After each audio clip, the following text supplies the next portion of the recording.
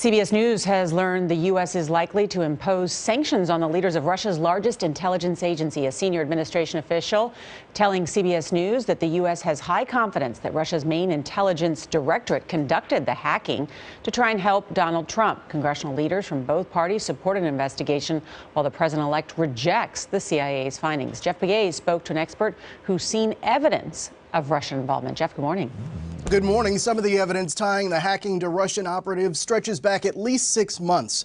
Private investigators who've been consulting U.S. intelligence officials say what they've seen goes beyond just cyber attacks. They call it information warfare and a staple of Russian tactics to influence elections. Late Monday night, President Obama explained on The Daily Show with Trevor Noah why he asked for a review before leaving office. The reason that I have called for a review is really to just gather all the threads of the investigations, the intelligence work that has been done. The U.S. is confident that the cyber attacks were conducted by Russia's GRU military intelligence arm. Investigators believe the hackers gained access to some Republican files, but that information never became public.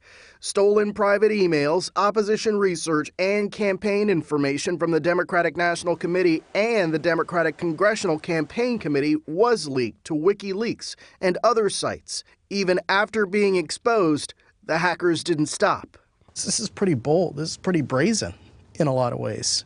It's very Russian. Adam Myers works for CrowdStrike, the cybersecurity firm that investigated the hack and that works closely with U.S. intelligence. The actions definitely were more detrimental to one candidate than the other. More detrimental to Hillary Clinton. Yeah.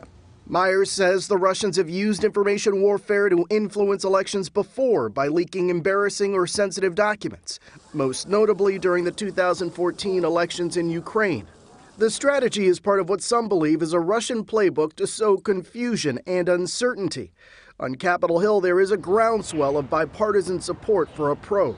We ought to have a joint investigation, House and Senate Intelligence Committees, to look into this. The top Democrat on the House Intelligence Committee, Adam Schiff, is calling for sanctions. The Russians are not our friends. While Senate Majority Leader Mitch McConnell cast Russia as a foe. I think we ought to approach all of these issues on the assumption that the Russians do not wish us well. So far, President-elect Trump has not acknowledged Russian involvement in the hacks. The Russian Foreign Ministry says this is all part of a turf war between U.S. security agencies. Charlie? Thanks, Jeff.